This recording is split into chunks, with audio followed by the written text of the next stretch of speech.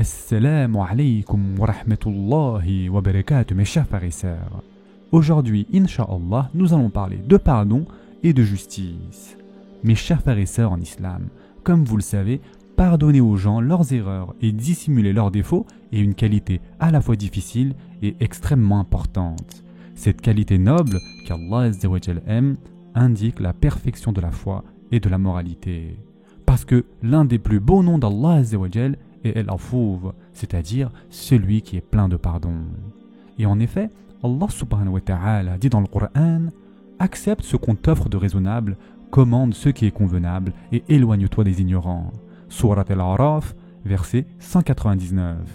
Mais aussi, Allah Azza wa Jal dit: et nous n'avons créé les cieux et la terre et ceux qui entre eux que pour une juste raison. Et l'heure, sans aucun doute, arrivera.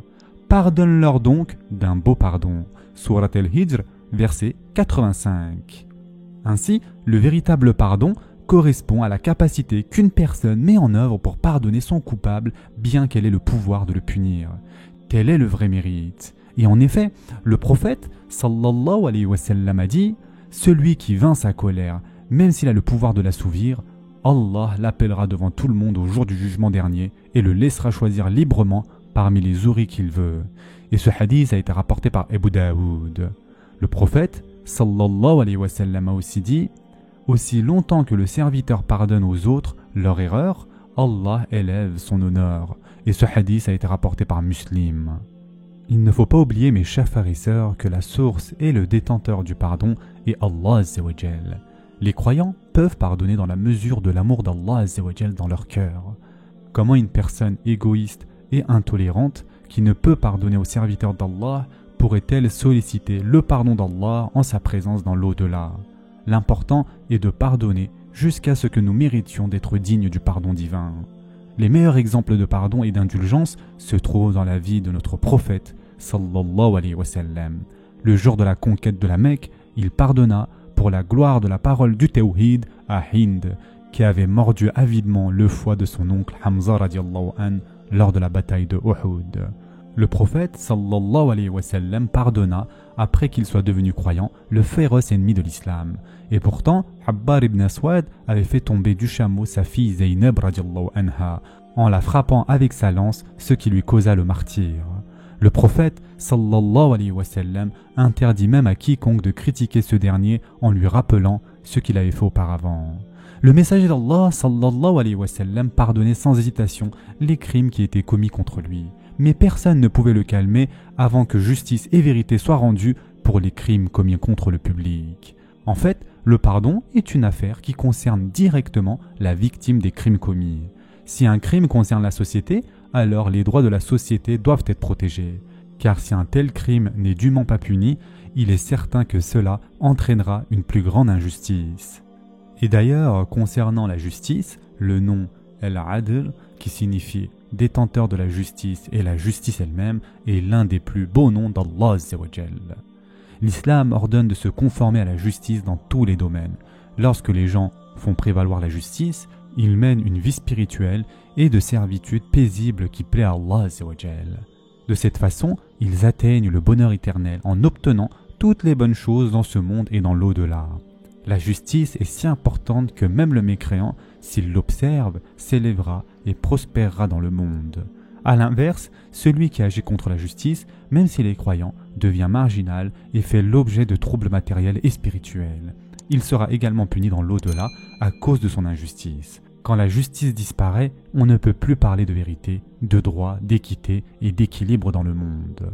Tout au long de l'histoire, lorsque les gens se tournaient vers l'oppression et que les affaires de la société devenaient incontrôlables, Allah Azza wa Jal envoya des prophètes pour rétablir la justice, comme Allah Azza wa Jal dit dans le Coran: ô les croyants, observez strictement la justice et soyez des témoins véridiques comme Allah l'ordonne, fût-ce contre vous-même, contre vos pères et mères ou proches parents.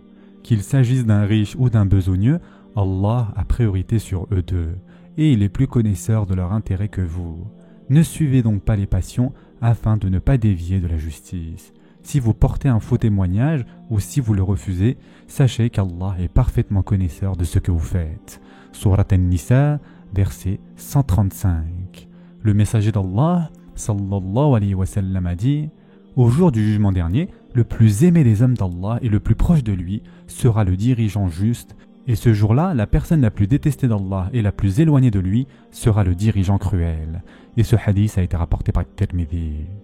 Un musulman doit agir justement lorsqu'il témoigne, porte un jugement, mais il doit aussi donner pleine mesure lorsqu'il mesure. En résumé, le croyant doit observer la justice et l'équité à tout moment et dans tous les domaines. Que l'on soit calme ou en colère, il ne faut pas s'écarter de la justice. Un autre point important est que la justice ne doit jamais être retardée, car la pire justice est celle qui se manifeste tardivement. En fin de compte, même si le verdict est juste, un retard dans la justice est une autre forme de cruauté. Certaines personnes peuvent dissimuler leur cruauté grâce à leur discours éloquent et à leur intelligence aiguisée, mais en fait, elles ne seront jamais sauvées.